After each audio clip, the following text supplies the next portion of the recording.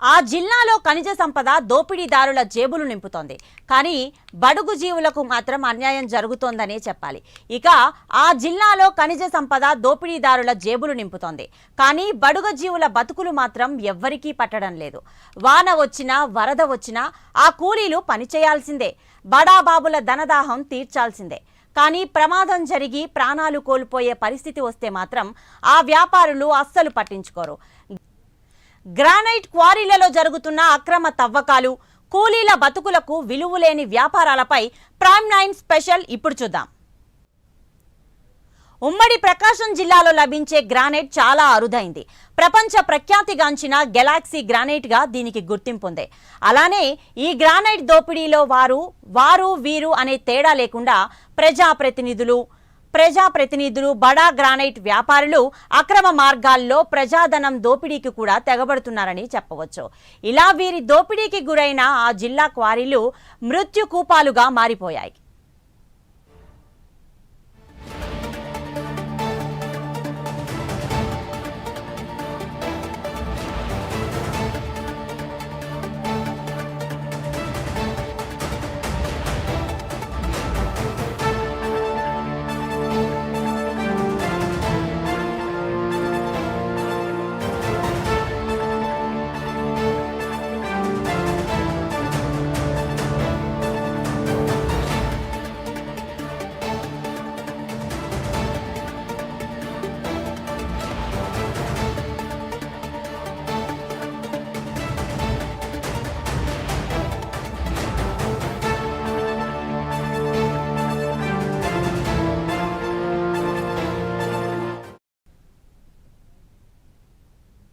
ఉమ్మడి ప్రకాశం జిల్లా వ్యాప్తంగా ఇటీవల కాలంలో వరుసగా గ్రానైట్ క్వారీలలో ప్రమాదాలు అధికంగా జరుగుతూ పదుల సంఖ్యలో శ్రామికులు మృత్యువాత పడుతున్నారు. ఇక వ్యాపారుల ధనదాహం ఆగడం లేదు. ఇటీవల కాలంలో నెలల వ్యవధిలో జిల్లాలో గ్రానైట్ క్వారీలో జరిగిన ప్రమాదాలు ఒక్కసారిగా చూస్తే చీమకుర్తిలో 2 గ్రానైట్లలో 4 చనిపోగా, బలికురవలో ఓ క్వారీలో జరిగిన ప్రమాదంలో 10 మంది చనిపోయారు. అలాగే చీమకుర్తి మిడ్ వెస్ట్ క్వారీలో అర్ధరాత్రి 50 మంది కూలీలు క్వారీలో పనిచేస్తూ భోజనం చేస్తుండగా క్వారీ పైన కట్ చేసిన గ్రానైట్ రాళ్లు ఒక్కసారిగా క్వారీలో పడిన నేపథ్యంలో 50 మంది కూలీలకు త్రుటిలో పెను ప్రమాదం తప్పిందని చెప్పొచ్చు. ఇక అదే ప్రమాదం శ్రామికులు పనిచేసే సమయంలో జరిగితే పదుల సంఖ్యలో బడుగు జీవుల మృత్యుఘోష వినిపించేది.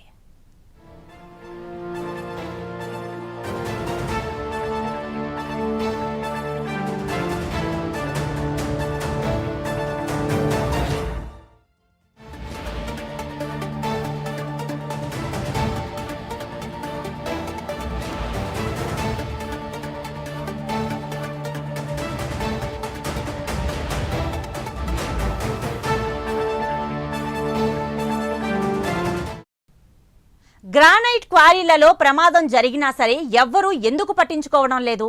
ఈ క్వారీలో పనిచేసే వారికి శ్రామిక చట్టం వర్తించదా? దీనిపై చర్యలు తీసుకోవాల్సిన అధికారులు ఏం చేస్తున్నారు అనేది ఒక్కసారి చూద్దాం.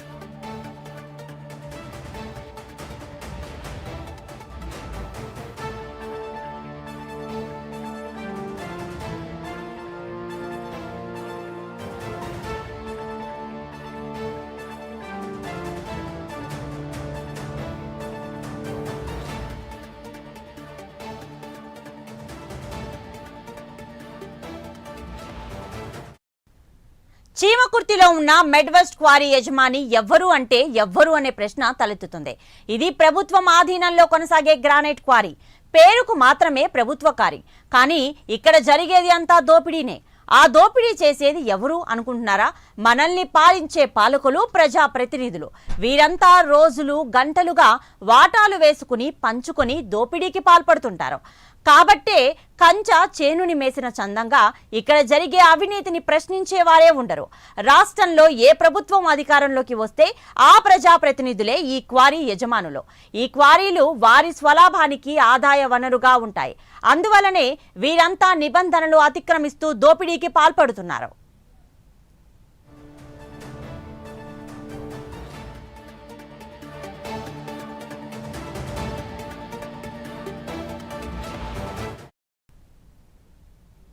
వాతావరణ హెచ్చరికలు జారీ అయ్యి వర్షం పడుతున్నా సరే అర్ధరాత్రి సైతం వందల మంది కూలీలు క్వారీలలో పనిచేస్తున్నారు. ఇలా ఎందుకంటే వారి ధనదాహమే అని చెప్పాలి. ఇలా అక్రమాలకు పాల్పడకపోతే వారి జేబులు నిండవు. వారికి నెలలో దోపిడీ చేసుకునేందుకు కేటాయించింది కేవలం కొన్ని రోజులు మాత్రమే కనుక ఏ విపత్తులు సంభవించినా పని ఆపితే వారి ఆదాయానికి గండిపడుతుంది.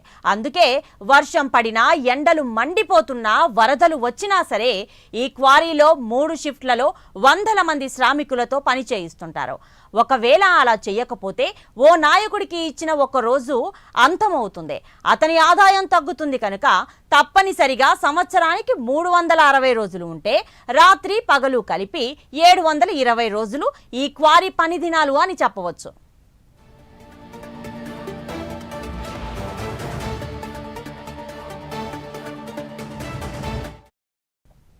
గ్రానైట్ యజమానులకు ఎలాంటి అనుమతులు ఉన్నాయి? అనుమతులు ఉంటే ప్రభుత్వ నిబంధనలు పాటిస్తున్నారా లేక అక్రమాలకు పాల్పడుతున్నారా? ఒకవేళ అక్రమాలకు పాల్పడుతుంటే వారిపై ఎలాంటి చర్యలు తీసుకోవాలి? నేడు ప్రమాద స్థాయికి చేరుకున్న క్వారీలలో పనిచేసే శ్రామికులకు హాని జరగకుండా ఎలాంటి జాగ్రత్తలు తీసుకుంటున్నారు అనే వాటిపై చర్యలు తీసుకోవాల్సిన ప్రభుత్వం వాటిని గాలికి వదలడంతో కార్మికుల భద్రత ప్రశ్నార్థకమవుతోంది.